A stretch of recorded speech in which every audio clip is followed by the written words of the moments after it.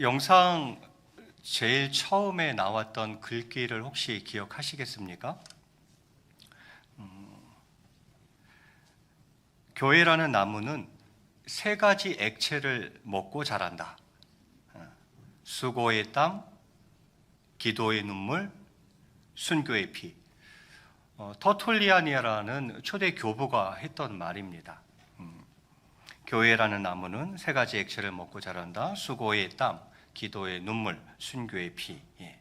오늘은 그 가운데 특별히 순교에 대해서 여러분과 같이 좀 말씀을 나누려고 합니다. 오늘 본문에 예수님은 이렇게 말씀하고 있습니다. 제가 요한복음 12장 24절 다시 한번 봉독해 올리겠습니다. 내가 진실로 진실로 강조죠.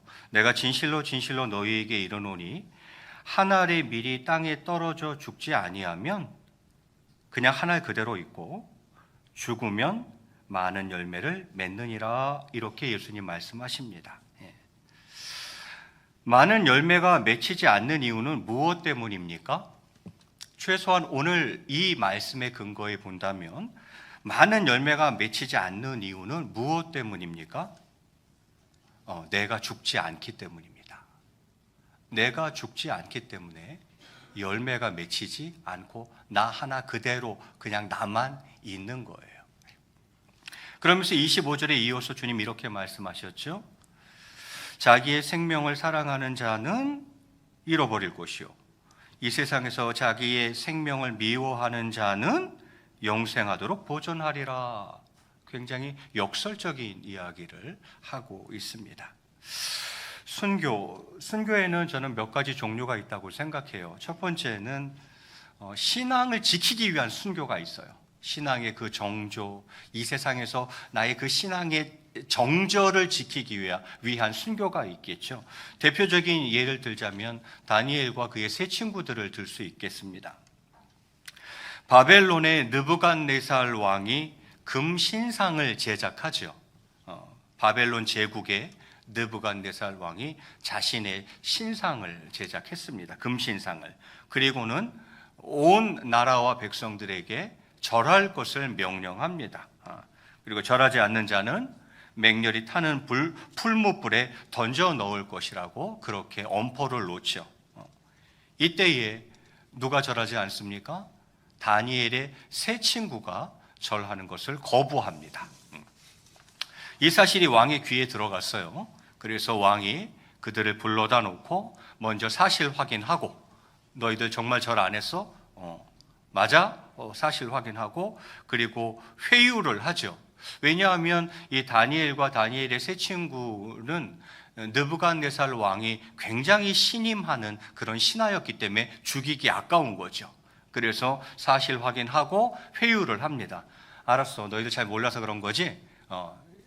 내가 너희들이 절하면 내가 살려줄게. 이렇게 회유를 하죠.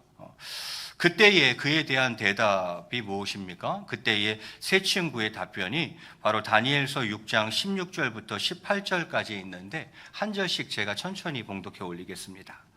사드락과 메삭과 아벳느고가 다니엘의 세 친구죠. 사드락과 메삭과 아벳느고가 왕에게 대답하여 이르되 느부갓네살이여 우리가 이 일에 대하여 왕에게 대답할 필요가 없나이다. 이렇게 먼저 얘기해요. 대답할 필요도 없어요. 필요도 없어.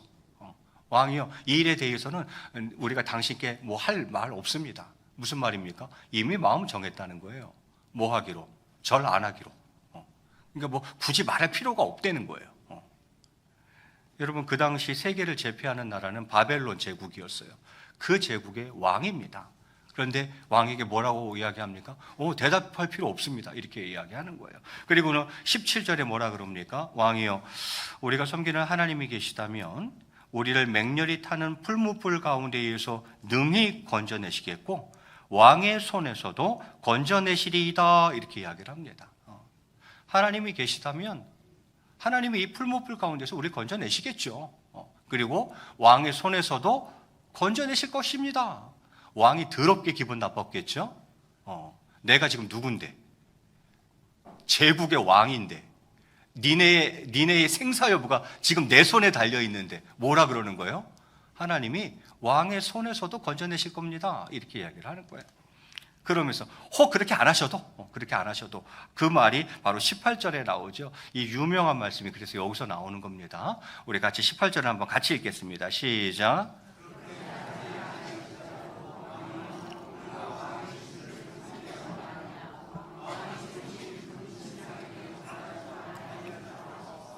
아멘. 예.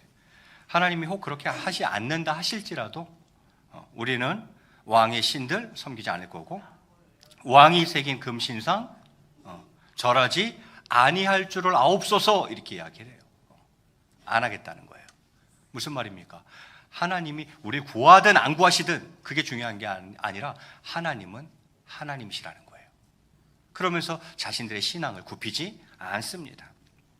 선교의 첫 번째 선교는 바로 이런 순교가 있겠죠. 신앙의 순교, 신앙의 정절, 그 정절을 지키기 위한 순교가 있을 수 있습니다. 두 번째 또 하나가 있다면 그것은 관계에서의 순교죠. 사랑과 용서의 순교입니다. 여러분, 사랑하려고 해보세요. 뭔가 용서해 보려고 그러세요. 특별히 원수를 사랑하고 용서해 보려고 그러세요. 거의 순교 수준이 돼야 가능한 일이에요. 거의 내가 죽어야 가능한 일이에요. 그걸 저는 관계의 순교라 이렇게 표현을 하고 싶은데요. 대표적인 예가 있다면 바로 스데반 집사님을 그 예로 들고 싶습니다. 초대교회 때에 초대교회 7집사가 있었고 그 중에 한 사람이 스데반 집사님이셨어요. 그 스데반 집사님이 이제 막 복음을 전하는 거죠. 사내들인 공회 앞에서, 지금으로 치면은 국회죠. 사내들인 공회 앞에서 유대인들에게 예수님을 막 증거합니다. 그러자 유대인들이 스데반 집사님을 어떻게 합니까? 돌로 쳐 죽입니다. 저것 봐라 하면서 막 웃옷을 벗고 돌을 들어서 이제 던질라 그래요. 그 옷 받아줬던 사람이 또 누구예요? 바로 바울 사도죠.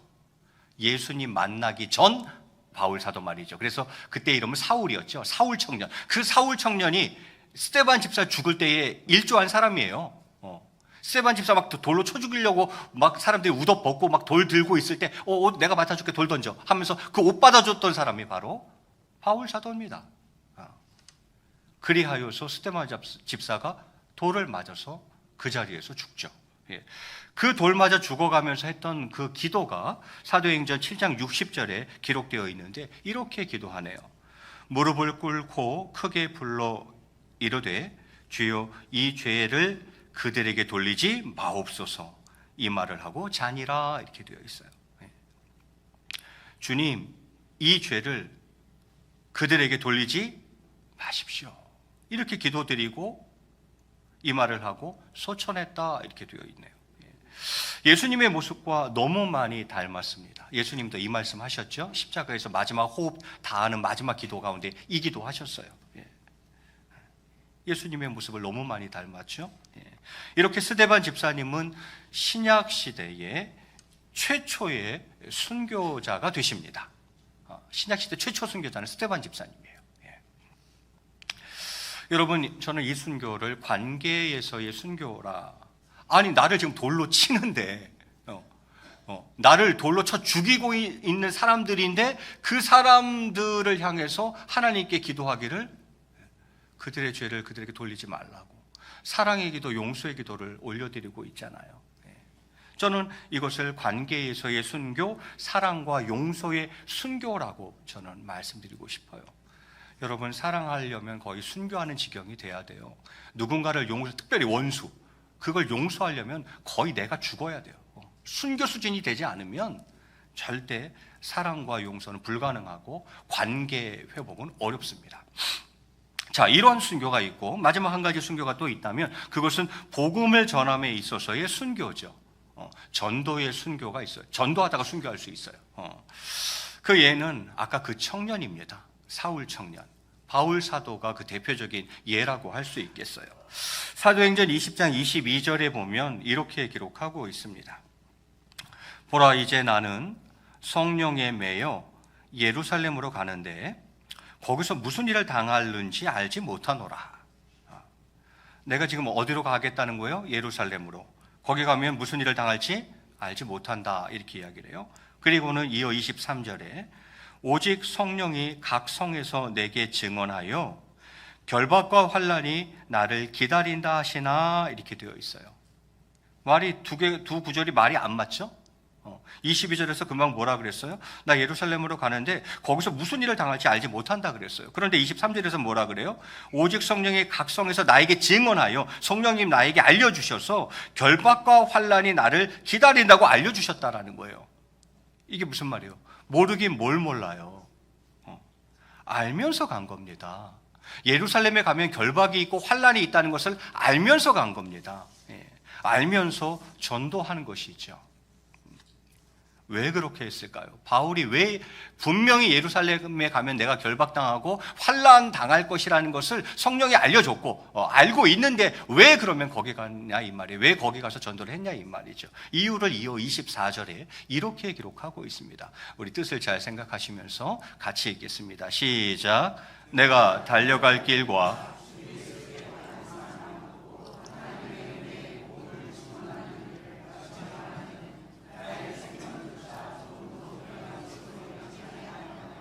아멘. 내가 가야 할 길이기 때문이라는 거예요. 그 길이 내가 달려가야 할 길이라는 것입니다. 예루살렘으로 가는 그것이 결박이고 환란이 있는 거 아는데 거기에 가는 것이 주 예수께 받은 사명이라는 거예요. 내게 주신 사명이라는 거예요. 그 사명을 풀어 이야기하기를 곧 그 사명이 뭐냐면 곧 하나님의 은혜의 복음을 증언하는 일, 이것 때문에 간 겁니다. 내가 달려가야 할 길이고 그것이 주님께로부터 내가 받은 사명이고 그 복음을 증언하는 것, 그 일 말이죠. 이것을 마치려 하면은 나의 생명조차 조금 더 귀한 것으로 여기지 않습니다. 바울이 이렇게 이야기를 하고 있어요. 뭐 한 3주 전이었나요? 제가 전도는 이퀄 순교라고 한번 말씀드렸죠. 사도행전 1장 8절 우리가 외우는 말씀이죠. 오직 성령이 너희에게 임하시면 너희가 권능을 받고 예루살렘과 온 유대와 사마리아와 땅끝까지 이르러 내 증인이 되리라 이렇게 말씀하고 있어요. 여기서 증인이라는 단어와 순교자라는 단어는 어원이 같다고 말씀드렸어요. 증인과 순교자는 어원이 같아요. 그러니까 전도한다는 것, 복음의 증인이 된다는 것, 부활의 증인이 된다는 것, 즉 전도한다는 것 이퀄 순교를 의미하는 거예요. 그러니까 내가 뭔가 전도하겠다? 그럼 아예 순교할 생각하십시오. 내가 누군가를 전도한다는 것은 그냥 내가 그냥 순교하지 뭐, 이 마음이어야 하는 거예요. 사실은. 왜? 전도는 순교거든요. 그렇습니다. 바울이 했던 순교는 바로 복음을 전함에 있어서의 순교, 전도의 순교였다 이렇게 이야기할 수 있겠죠. 저는 구약의 대표적인 인물 다니엘과 그 세 친구를 살펴보았고 신약에서 스데반 집사님과 사도 바울을 살펴보았어요.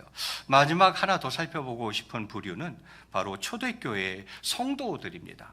그들은 어떤 순교를 했는가? 저는 그들의 순교를 총체적인 순교였다 이렇게 표현하고 싶어요. 초대교회 성도들의 순교는 어떤 특정 하나가 아니라 세계가 다 있는, 세계가 다 종합된 총체적인 순교를 했던 사람들이다라는 것이죠. 그들의 삶의 모습을 히브리서 11장에서 이렇게 기록하고 있습니다. 제가 봉독해 올리겠습니다.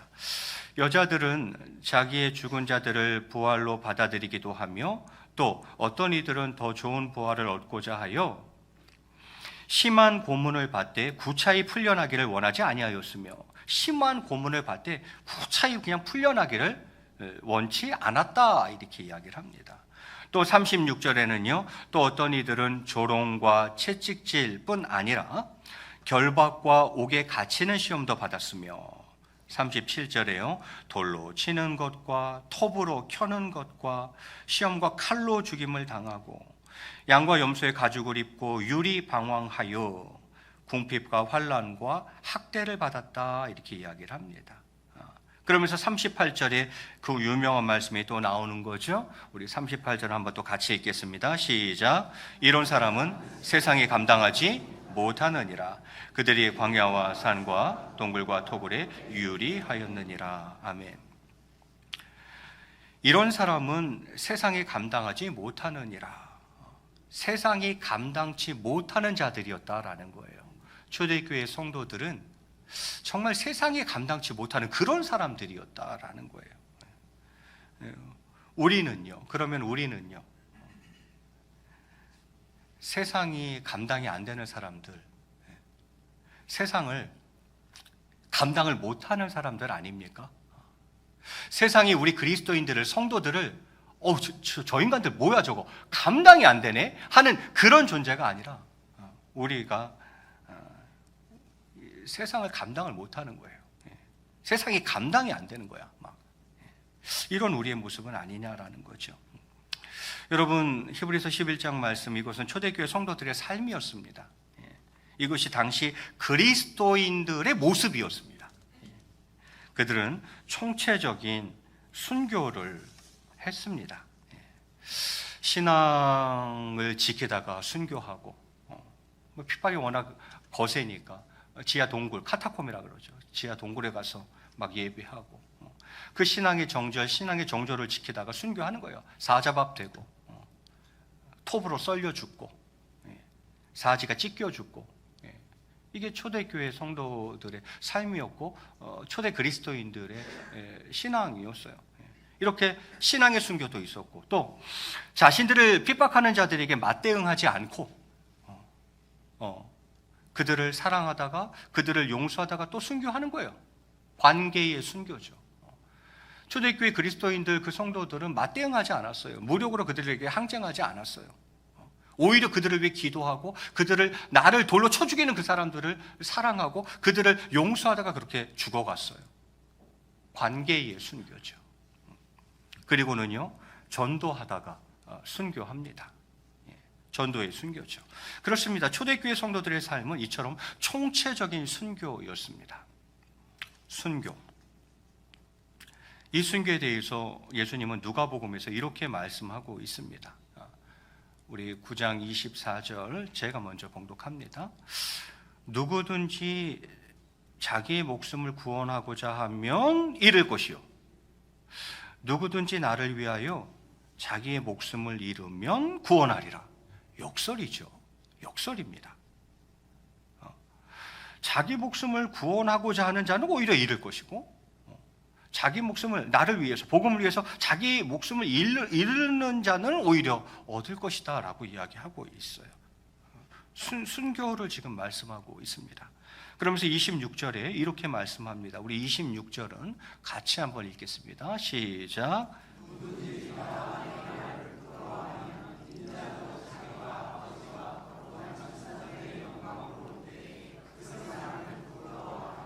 아멘.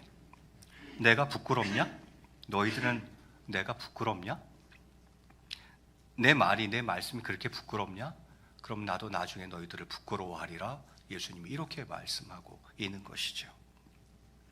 말씀을 정리할까 합니다. 오늘 본문을 정리하면서 저는 하나는 개인적으로 한번 정리를 해보고 싶고, 하나는 공동체적으로 한번 정리를 해보고 싶어요. 먼저 개인적으로 정리를 한다면, 여러분, 신앙의 정절을 지키기 위해 순교하고 계십니까? 이 세상에 나가서 살아갈 때 신앙 지키려고, 그 신앙의 정조, 그 정절을 지키려고 정말 순교하십니까? 아니면 세상 금신상에 넙죽절하고 계신 것은 아니십니까? 신앙의 순교. 또 사랑하고 용서하느라 순교하고 계십니까? 맞대응하지 않고 말입니다. 이거 쉽지 않거든요. 치욕을 당하고 자존심이 깎이고 정말 돌로 맞은 것 같은 심정인데도 맞대응하지 않고 그 사람을 위해서 오히려 더 기도하고 그 사람을 사랑하느라, 또 그 사람을 용서로 품어보느라 피를 흘리는 거죠. 이 관계의 순교가 있으십니까? 또 전도하느라 순교하고 계십니까? 어떻게든 한 영혼 주님 앞으로 인도해 보려고, 내가 받은 이 구원의 은혜, 그 영혼이 꼭 체험하기를 바라면서 전도하느라 순교하고 계십니까? 공동체적인 측면에서 한번 살펴보려고 합니다. 아까 영상 가장 처음에 나왔던 글귀가 혹시 여러분 아직 기억이 나십니까? 너무 빨리 지나가서 기억을 못 하실 것 같은데, 초대의 교부가 유명한 사람이에요. 터툴리아네, 교회사에서는 굉장히 유명한 분인데, 터툴리아네라는 분이 말씀하신 내용이었죠. 교회라는 나무는 세 가지 액체를 먹고 자란다. 수고의 땀, 기도의 눈물, 순교의 피. 이렇게 세 가지를 언급하셨어요.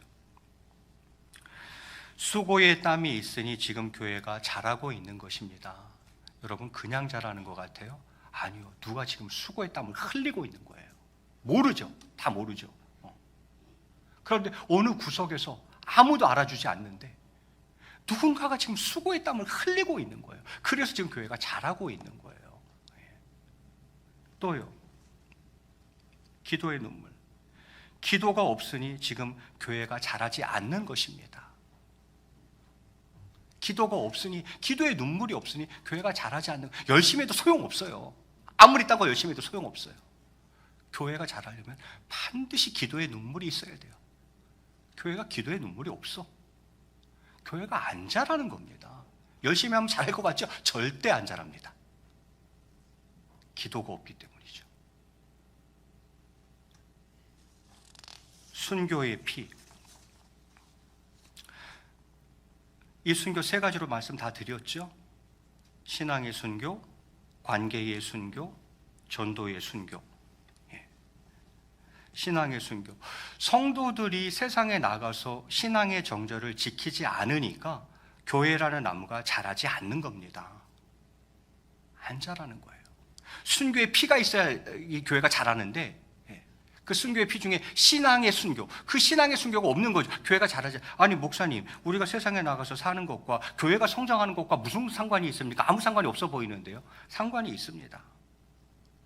성도들이 세상에 나가서 신앙의 정절을 지키지 않으니까 교회는 이 세상에서 아무 힘을 발휘하지 못하는 무력한 존재와 단체가 되어져 가고 있는 거예요. 또요, 그리고 사랑하고 용서하지 않으니까, 그래서 죽어도 하나 되지 않으니까 동원교회라는 나무는 자라지 않는 겁니다. 왜 교회가 안 자라지? 관계의 순교의 피를 안 흘리기 때문이죠. 사랑하고 용서하지 않으니까, 죽어도 하나 안 되니까. 동원교회 70년 역사 가운데에 정말 하나 된 적이 언제입니까? 잘할 수가 없어. 사랑도 안 해, 용서도 안 해.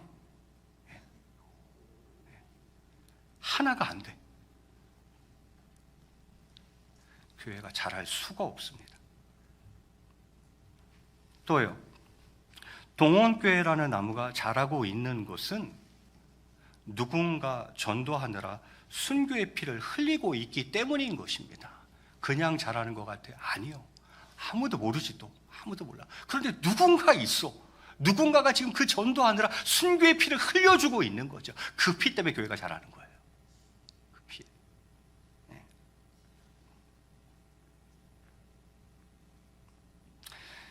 이제 말씀을 맺을까 합니다. 순교자 기념주의를 맞아 순교자의 삶을 살기로 결단하는 저와 여러분이 되시기를 바랍니다. 내가 죽어야 합니다.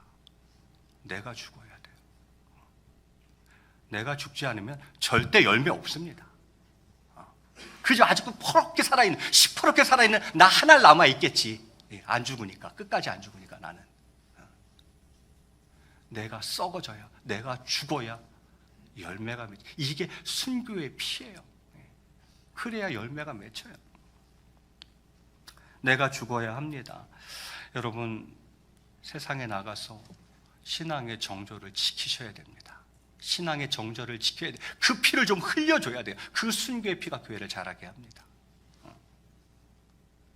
사랑과 용서의 순교가 있어야 돼요. 관계에 그 순교의 피를 흘려줘야 돼요. 교회는 그거 먹고 자랍니다. 그 피 먹고 자라요. 또요, 전도의 순교가 있어야 하는 거죠. 전도 이퀄 순교라 그랬잖아요. 그 피가 있어야 교회는 그 피를 먹고 자라는 것이겠죠. 이 시간 간절히 바라기는 내가 죽는 삶을 사는 저와 여러분이 꼭 되시기를 주님의 이름으로 간절히 축원을 드리겠습니다. 저를 따라서 한번 이렇게 고백하시면 좋겠습니다. 내가 죽어 많은 열매를 맺게 하옵소서. 한번 따라하십니다. 내가 죽어 많은 열매를 맺게 하옵소서.